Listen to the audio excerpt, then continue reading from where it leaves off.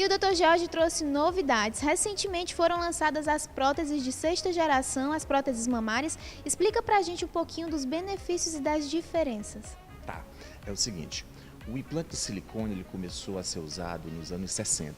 Ele foi criado por um médico chamado Cronin. Na realidade, na época, ele era residente de cirurgia geral e trabalhando na emergência, ele estava pegando uma bolsa de sangue para levar para um paciente e achou a bolsa de sangue parecida com o seio de uma mulher, a textura e a consistência. Então ele teve a ideia de pegar aquela bolsa que era feita de silicone e preencher inicialmente com a solução salina, com soro fisiológico e usar nas mamas. Então essa primeira prótese foi feita desse formato, né? Essas próteses tinham uma série de problemas. O principal problema é que vazava, extravasava muito aquele silicone. A segunda geração já foi uma evolução maior. Passaram-se a usar próteses mais resistentes. Então o envoltório da prótese passou a ser mais espesso. Então diminuiu esse problema de vazamento do silicone. Só que acontecia outro problema, a prótese ficava meio enrugada, ficava meio artificial depois de algum tempo. Então se passou para a terceira geração, que é um gel mais denso, um gel mais coeso. Então, em vez de usar solução salina, passou-se a usar silicone líquido. Só que o silicone líquido também parasitava alguns problemas. O que acontecia com o silicone líquido? Se tivesse algum vazamento, algum furo, ele espalhava pelo corpo, e o silicone é terrível quando espalha pelo corpo. Por quê? Porque ele fica entranhado no mesmo tecido e não pode ser retirado. Então, qual foi a ideia? Usar um silicone em forma de gel, então uma gelatina.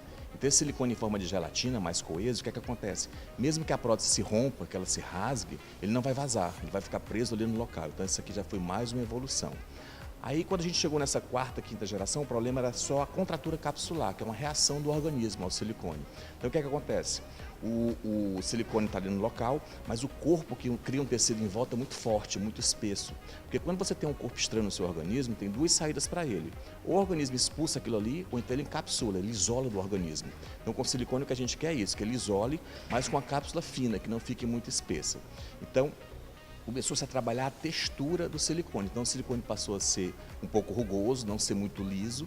Então com essa rugosidade fazia com que o organismo não tivesse capacidade de criar um tecido que apertasse muito esse silicone. Então o silicone texturizado foi o último e agora a gente está com a geração seguinte, que é uma nanotextura, uma textura diferente dessa anterior. E aqui nos bastidores a gente estava conversando e o Dr. Jorge me contou que essas novas próteses vêm com chips de armazenamento, que proporcionam informações sobre o implante, não é, Dr. Jorge? E facilitam o diagnóstico da situação da prótese. Exatamente. Então, por exemplo, foram duas tecnologias bem importantes que modificaram com esse novo implante. Primeiro, a textura. Se você pegar aqui no implante tradicional, ele é um pouco áspero. É exatamente o implante texturizado que é o mais utilizado. Tá? Agora, ele vem com a nanotextura. Parece um veludo, é uma coisa intermediária entre o liso e o rugoso. Tá vendo? Então essa textura aqui possibilita que se forme menos seroma, porque a rugosidade era importante para a aderência do silicone, mas ela fazia também que com o movimento se criasse líquido em volta da prótese. Então isso aqui vai diminuir a formação de seroma. E o chip está embaixo, vira aqui que você vai ver o chip. Aqui, ó, pronto. Esse aqui é o chipzinho, tá? Pequenininho. Esse chip aqui, a gente usa um leitor de radiofrequência para pegar as informações sobre o silicone. O que é que acontece? Antigamente a prótese tinha uma duração curta, 10 anos, 15 anos, chegou-se a 20 anos, 25 anos. E você tinha um cartão que tinha as informações sobre o silicone. Só que essas próteses modernas não tem data para você trocar, você vai viver talvez 30 anos, ou não sei lá quanto tempo com essa prótese. E nesse tempo você muda de casa, você perde esse cartão, não tem mais informações sobre o silicone. Então nesse chip está armazenado todas as informações. Então a gente passa um leitor de radiofrequência por cima do seio e ali vão ver as informações que por enquanto tem informações sobre o lote, o tamanho do silicone, o modelo, o formato do silicone. Vai sair agora, esse ano, no comecinho do próximo, no finalzinho desse ano, um chip que traz outras informações sobre temperatura e pressão do implante. Temperatura e pressão, aí isso aí vai ajudar você a fazer diagnósticos. Então, por exemplo, se tiver um silicone, um seio, com uma pressão maior do que o outro, quer dizer que o organismo está comprimindo, está formando uma contratura. Então, você pode fazer algum tratamento, alguma massagem ou algum medicamento para diminuir a contratura. Se tiver uma temperatura aumentada, quer dizer que tem um processo infeccioso ali no local. Então, você pode pensar em já tratar com antibiótico, combater alguma bactéria, alguma coisa antes que apareça clinicamente. Então, esse chip funciona mais ou menos para isso aqui, para você ter informações sobre o silicone antes que o problema realmente apareça na clínica. E nesses chips não tem perigo de descarregar ou de perder alguma coisa, doutor Jorge? Na realidade é assim, esse aqui é o leitor do chip, né?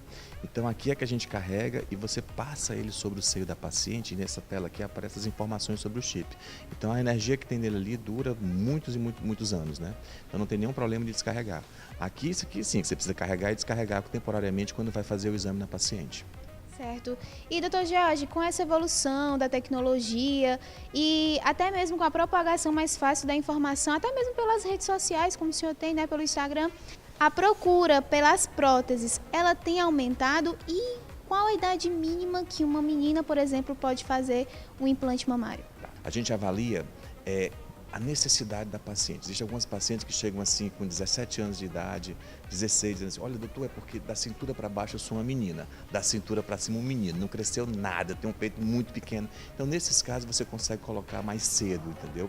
Até porque existe uma desproporção muito grande. Não é uma questão de modismo, de vaidade, é um procedimento para você harmonizar o corpo, deixar o corpo proporcional que estaria indicado em qualquer época. Agora, se a pessoa tem um seio já bonito, bem formado, quer aumentar um pouco, é recomendado que ela espere um pouco mais, até ter um pouco mais de maturidade. Isso em torno de 20 e poucos anos, geralmente é a idade que a gente faz isso aí.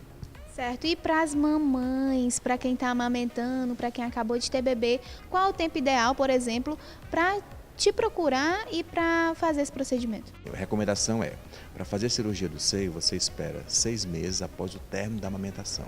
Então, se ela amamentou durante 3 meses, 9, se ela amamentou durante 6, 1 ano depois, né? Então, essa cirurgia que você vai fazer depois, ela pode ser uma cirurgia simplesmente para colocar um implante de silicone. Isso não vai impedir uma gravidez futura, não vai impedir que ela amamente o segundo filho, não vai ter problema nenhum. Ou pode ser uma cirurgia para fazer uma remodelação do seio. Então a cirurgia, essa aí é uma cirurgia um pouco maior e você faz uma diminuição de areola, elevação de mamilo, quando tem indicação. Mas também pode ser feita a partir de 6 meses após o término da amamentação. Certo, muito bom o nosso bate-papo. A gente agradece a sua participação, doutor Jorge, por esclarecer as nossas dúvidas. Ah, tá. Obrigado.